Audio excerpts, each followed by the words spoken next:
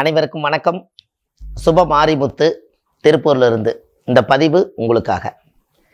இன்றைக்கு ஒரு அற்புதமான ஒரு பதிவை உங்களுக்கு பார்க்க போகிறோம். பூர நட்சத்திரத்தை பற்றி இன்னைக்கு ஒரு சூட்சமத்தை இன்னைக்கு உங்களுக்கு சொல்ல போகிறேன். பூரமே கற்பூரம் அப்படின்னா பார்த்துங்க எப்படி இருக்குன்னு. பூரமே கற்பூரம். பூர நட்சத்திரக்கார் ஆதி பராசக்தி பிறந்த நட்சத்திரம் பூரத்தில் பிறந்துதான். பூர நட்சத்திரக்கார் ஒரு வாழ்க்கையில் ஒரு வீட்டில் கால் எடுத்து வச்சாங்கன்னா அன்னையிலேருந்து அவங்களுக்கு தரித்திரம் விலகுமா. சிவனும் கூட அப்புறம் தான் வந்தார். சக்தி இல்லாமல் சிவன் இல்லை அப்படின்னா சக்தி தான் முன்னாடி வருது. பார்த்தீங்களா, இதுதான் பூர நட்சத்திரத்தினுடைய முகம். ஆனால் பூர நட்சத்திரம் வாழ தெரியாத பூரம், அவங்களுக்கு வாழ தெரியாது. பூர நட்சத்திரம் சிம்ம ராசியில் பிறந்திருப்பாங்க. அவங்க ட்ரெஸ் பண்ணிக்கிறதும், நடை உடை பாவனை, மற்றவங்களுக்கு மகிழ்ச்சி பண்ணுறதும், சந்தோஷப்படுத்துறதும், மற்றவங்களுடைய மனசை ரொம்ப மகிமையாக்குறதும், இதெல்லாம் அவங்களுக்கு ரொம்ப பிடிக்கும். யார் மனசையுமே புண்படுத்தாமல் வாழணும்னு நினைக்கக்கூடிய ஒரு நட்சத்திரம் அது பூரம். ஏன் அப்படின்னா ஆதி பராசக்தி. அதுவாகவே நீங்களும் இருக்கணும். அது மாறிட்டா அசுரமாக மாறிடும். அப்போது இந்த பூர நட்சத்திரத்தில் உங்களுடைய வாழ்க்கையில் ஒரு நல்ல மாற்றங்கள் ஏற்படுறதுக்கு ஒரு வாய்ப்பு. இப்போ இவங்களுக்கு பாருங்க, பூர நட்சத்திரம்னா பலாமரமா பலாப்பழமா, ஏதாவது ஒரு கடைக்கு நீங்கள் போங்க வண்டி எடுத்துட்டு, நீங்கள் போனதுக்கப்புறம் 10 பேர் வருவாங்க. ஏன் அப்படி? பலாப்பழத்தை அறுத்து வச்சா ஈ பிடிச்சி கொண்டு வந்து விட வேண்டியதில்லை, அதுவே வரும். அதுபோல தான் நம்மளை நிற்க வச்சுட்டு மற்றவங்களுக்கு வியாபாரம் கொடுப்பாங்க கடைக்கார். அப்படின்னா பாருங்கள், வசீகரமான நட்சத்திரம் அல்லவா. 27 நட்சத்திரத்தில் பூர நட்சத்திரம் வசீகரமான நட்சத்திரம். அவங்க பேச்சிலேயே கவர்ந்துருவாங்க. அவங்க பேச்சு 4 பேர் சிரிக்கிறது போல இருக்கும். ரசனை உள்ள மனிதனாக இருப்பார். எல்லாம் ரசித்து ருசித்து வாழுவாங்க. இதெல்லாம் நீங்கள் பாருங்க தெரியும். அவரும் அப்படித்தான். பேரு புகழ் பட்டம் பதவி இப்படியே போயிடும். வாழ தெரியாத பூரம். அதான் பூரமே கற்பூரம்னு சொன்ன. கற்பூரமாக இருப்பாங்க அவங்க. அது ஒரு பெரிய ஒரு சக்தி அவங்ககிட்ட இருக்கிறது. கற்பூரம் பார்த்தா பற்றிக்கும். அந்த அளவுக்கு அவங்களுக்கு ஒன்று பார்த்தா உடனே செய்யணும். எந்த விஷயமா இருந்தாலும் அந்த செஞ்சு காமிக்கணும், சாதிக்கணும். இந்த உலகத்தில் நம்ம ஒரு தடவை தான் பிறக்க போகிறோம். இந்த உலகத்துக்கு தெரிகிற அளவுக்கு உலக புகழ் அடையணும். இப்படியெல்லாம் அந்த எண்ணங்களை வளர்த்தக்கூடிய ஒரே நட்சத்திரம் பூரம். இந்த பூரம் வாழ்க்கையில் முன்னுக்கு வரணும்னா இன்னைக்கு ஒரு சூட்சமத்தை உங்களுக்கு சொல்ல போகிறேன். அப்போ இந்த பூர நட்சத்திரத்தில் பிறந்தவங்க விசாக நட்சத்திரத்துக்கார பக்கத்தில் தொழிலுக்காக வச்சுக்கிட்டால் அவங்க வாழ்க்கை மிகப்பெரிய அசுர வளர்ச்சி ஆயிரும். எப்படின்னு பாருங்க. விசாக நட்சத்திரத்துல பிறந்திருக்கிறவங்க பூர நட்சத்திரக்காருடைய தொழில் ஸ்தானத்துல உட்கார்ந்துட்டாலோ, இல்ல அந்த குடும்பத்துல பிறந்துட்டாலோ, இல்ல செய்யும் தொழிலில் கல்லாப்பட்டியிலையோ தொழிலையோ பார்ட்னரோ இப்படி ஏதோ ஒண்ணுல அவங்க உள்ள வந்துட்டாங்கன்னா தெய்வ அனுகூல நட்சத்திரம் பூரமே. அது விசாகமே. இந்த பூர நட்சத்திரக்காரர்களுக்கு விசாக நட்சத்திரம் அப்படி ஒரு பிரகாசம். பாருங்க எப்படியெல்லாம் இறைவனுடைய தூதர்களாக இருக்கக்கூடிய நவக்கோள்கள் எப்படியெல்லாம் ஒரு பிறப்பில் கொண்டு போய் ரகசியத்தை கொண்டு போய் வலிச்சுக்குன்னு பாரு. அப்போ இனிமேல் நம்ம இந்த பூர நட்சத்திரத்துக்கு விசாக நட்சத்திரக்கார் யார்? விசாக நட்சத்திரத்தில் யார் பிறந்தா? முருகர் பிறந்தார். விசாக நட்சத்திரத்தில் முருகர் பிறந்தார். திருச்செந்தூர் முருகர் விசாக நட்சத்திரத்தில் பிறந்தார். அப்போ பூர நட்சத்திரக்காரு திருச்செந்தூர் போய் விசாக நட்சத்திரத்தன்னைக்கு கடலில் குளிச்சுட்டு நாளிகை தீத்தை ஊற்றிட்டு ராஜ அலங்காரமான விசாக நட்சத்திரத்தன்னைக்கு அந்த முருகரை பார்த்துட்டு வந்தா உங்கள் வாழ்க்கை பிரகாசமாக இருக்கும். எங்க எல்லாம் இழுத்துட்டு போகுது பார்த்தீங்களா? இதை நட்சத்திர கோலாட்டம். அப்போ பூர நட்சத்திரக்காரு விசாக நட்சத்திரம் தெய்வ அனுகூல நட்சத்திரம் வந்தா அந்த தெய்வ சக்தி குறைய திருச்செந்தூர் முருகனுடைய ஆலயத்துக்கு போய் ராஜ அலங்காரத்தை பார்த்துட்டு வரணும். அவர் ராஜாவா இருக்கணும் முதல்ல. ஏன்? சிம்ம ராசி நீங்க. சிம்மம் என்பது சூரியன். நீங்க ராஜாவா இருக்கணும்னா அந்த ராஜாவை போய் பாட்டு வரணும். அங்க இருக்கிற பவர் தான் உங்ககிட்ட வேலை செய்யும். அப்போ இது ராஜ நட்சத்திரம் அல்லவா.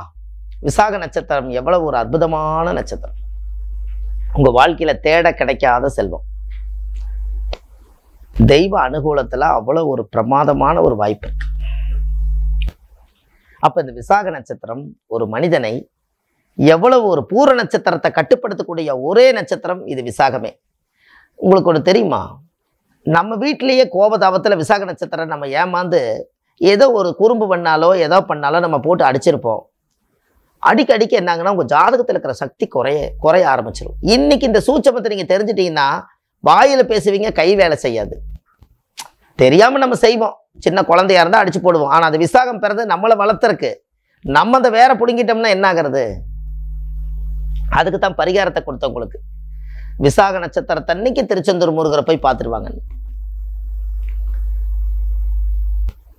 அது எவ்வளவு பெரிய பொக்கிஷம் இருப்பார். இது எல்லாமே உங்களோட வாழ்க்கையில ஒரு பெரிய அற்புதமான ஒரு விஷயங்கள். பூர நட்சத்திரக்காரர்களுக்கு பலவிதமான ரசனை உண்டு. தெய்வ அனுகூலத்தோட வாழ்க்கையில கஷ்டத்தை எல்லாத்தையும் அனுபவிச்சு முடிச்சுட்டு தான் உங்களுக்கு புத்தி வரும். அது வரைக்கும் வீடு தங்க மாட்டாங்க, சுத்திக்கிட்டே தான் இருப்பாங்க. சிங்கம் காட்டுக்கு ராஜா, இது நாட்டுக்கு ராஜாவாகும்னு நினைச்சே வாழ்க்கையை தொலைச்சிடும். ஏன் அப்படி?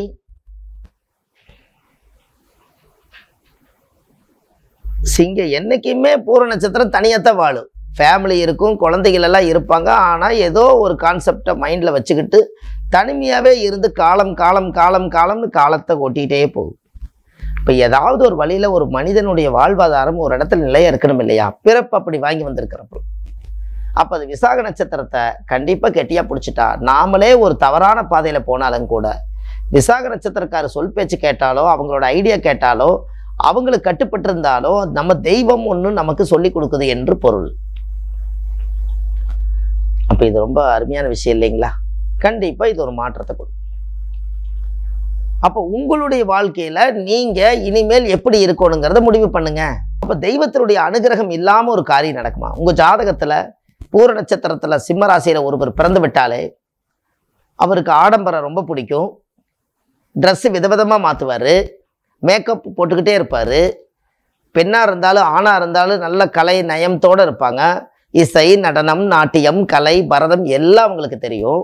இதெல்லாம் இறைவன்கிட்டேருந்து வரமாங்கி வந்த யோகம் அது. இதை அனுபவித்து இவங்களே திருப்தி அடையாமல் தேடல்லையே போயிட்டு இருக்காலும் எங்கேயாவது ஒரு பக்கம் நிலை ஆகிட்டா தான் பரவாயில்ல. அதுக்கு ஒரே இது, நம்மளுக்கு யார் புத்தி சொன்னால் கேட்பா. சிங்கத்துக்கு யார் புத்தி சொன்னாலும் அது கேட்காது. ஒன்றே ஒன்று, விசாக நட்சத்திரக்காரர் சொன்னால் கேட்கு. ஏன்னா பூர நட்சத்திரத்தை கட்டுப்படுத்தக்கூடியது விசாகம். விசாகம் தான் தெய்வ அனுகூலம். அப்போ தெய்வம் சொன்னால் கேட்கும் அல்லவா? இதெல்லாம் பாருங்க எங்கேயோ கொண்டு போகுது இது.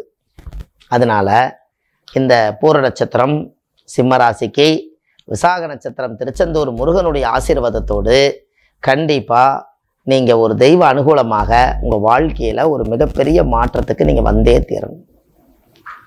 அதுக்கு பயப்படவே வேண்டாம். இப்படி ஒவ்வொரு நட்சத்திர கான்செப்டை பிடிச்சி நமக்கு தேவையான இடத்துல வச்சுட்டிங்கன்னா அது உங்களுக்கு தானாக வேலை செய்யும்.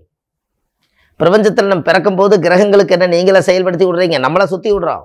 அதுவே சுற்றுதல்ல, அது சுற்றி நம்மளுக்கு ஒரு பிரதிபலன் கொடுக்குது, ஒரு ஒளி வருதல்ல. அதுபோல் நம்ம பக்கத்தில் வச்சுருந்தா அந்த ஒளியை நம்ம வாங்கும்போது இன்னும் கொஞ்சம் எக்ஸ்ட்ரா நம்மளுடைய வளர்ச்சி நல்லாயிருக்கு. அப்போ இனிமேல் ஒரு வேலைக்கு ஒரு ஆள் எடுக்கிறதா இருந்தாலும் கூட உங்கள் ஜாதகத்துக்கு உட்பட்ட நட்சத்திரங்களை பக்கத்தில் வச்சுக்கிட்டால் அந்த வேலையும் நல்லா இருக்கும் அல்லவா? ஒரு வீட்டு வேலையாக இருக்கட்டும், ஒரு டிரைவராக இருக்கட்டும், ஒரு கார் ஓட்டுறவங்களாக இருக்கட்டும், பஸ் ஓட்டுறவங்களாக இருக்கட்டும், ஏதாவது ஒரு தொழில் பண்ணக்கூடியவங்களாக இருக்கட்டும், வீட்டில் ஒரு காய்கறி வியாபாரம் பண்ணுறவங்களா இருக்கட்டும், மார்க்கெட்டிங் பிஸ்னஸாக இருக்கட்டும், எது வேணாலும் இருக்கட்டும், இந்த நட்சத்திரத்தை கையில் வச்சுக்கிட்டாலே ஒரு பெரிய விஷயம் அல்லவா? உங்களுக்கு ஒரு டிப்ஸ் ஒன்று சொல்லட்டுமா? விசாகம் என்பது காய்கறி மார்க்கெட்டு. பூர நட்சத்திரக்காரர் காலையில் காய்கறி மார்க்கெட்டுக்குள்ளே போய் ஏதோ ஒரு வெத்தலை பாக்கோ ஒரு காய்கறியோ வீட்டுக்கு வாங்கிட்டு போனாங்கன்னா அதுவே நல்லாயிருக்கும். விசாகம் தான் மார்க்கெட்டே. காய்கறி மார்க்கெட்டு விசாக நட்சத்திரமாக இயங்குது. இந்த பூர நட்சத்திரக்காரர் விசாகத்தை போய் பார்க்க முடியலன்னா மார்க்கெட்டுக்குள்ளே போயிட்டு வெளியில் வந்தாலே அன்றைய பொழுது நல்லாயிருக்கும். இப்போ எப்படியெல்லாம் மனிதர்கள் கிடைக்கலைன்னா இது ஒரு பொது இடத்துக்கும் கூட நட்சத்திரமாக அந்த காலத்தில் பிரிச்சிருக்காங்க பாரு. துலாம்னா தெராசு. விசாக நட்சத்திரத்தை பிறந்துக்கிறவங்க துலாத்துலேயும் பிறப்பாங்க, துலா ராசியில் பிறப்பாங்க. மார்க்கெட்டில் என்ன வச்சுருக்காங்க? தெராசு தான் வச்சுருக்காங்க. அப்போ ஒரு 10-50 தெராசை போய் நீங்கள் போய் பார்த்துட்டு வந்தால் மார்க்கெட்டுக்குள்ளே போய் எல்லாம் எடை போட்டு பார்க்குறத பார்த்தாலே நமக்கு விசாக வேலை செய்யுமில்ல. இதெல்லாம் நீங்கள் மக்களுக்காக இந்த உலகத்துக்கு கொடுத்தாச்சு. நீங்கள் அதை பயன்பட்டு உங்கள் வாழ்க்கையில் மிகப்பெரிய ஒரு வெற்றிக்கு போயிருங்க. அன்னையிலேருந்து உங்களுடைய அசுர வளர்ச்சி நீங்கள் பாருங்கள். இந்த பதிவில் நிறைய உங்களுடைய பூர நட்சத்திரக்காரர்களுக்கு ஷேர் பண்ணுங்கள். நம்ம ஆன்லைன்லேயே நம்ம ஜாதகம் பார்க்குறோம். உங்கள் டேட்டா பொறுத்து டைம் பிளேஸ் கொடுத்தா போதும், A to Z உங்களுடைய வாழ்க்கை வரலாறே ஒடியாந்துடும். இது எல்லாம் இந்த நட்சத்திரத்துக்கே சமர்ப்பணம் என்று சொல்லி விசாக நட்சத்திரம் முருகப்பெருமானை வேண்டி அடுத்த பதிவில் உங்களை சந்திக்கிறேன். அடுத்த நட்சத்திரத்துக்கு நம்ம அந்த பதிவுக்கு போக போகிறோம். இன்னமும் நிறையா பதிவுகள் நிறைய கொடுத்துருக்கேன். சுபம் மாரிமுத்துன்னு யூடியூப்பில் போங்க. இந்த பதிவோட வேண்டாம், இதை அனுப்புறது வந்து உங்களுக்கு வரும். சுப மாரிமுத்துன்னு யூடியூப்பில் போங்க, இல்லை வள்ளுவர் வாக்குன்னு யூடியூப்பில் போங்க.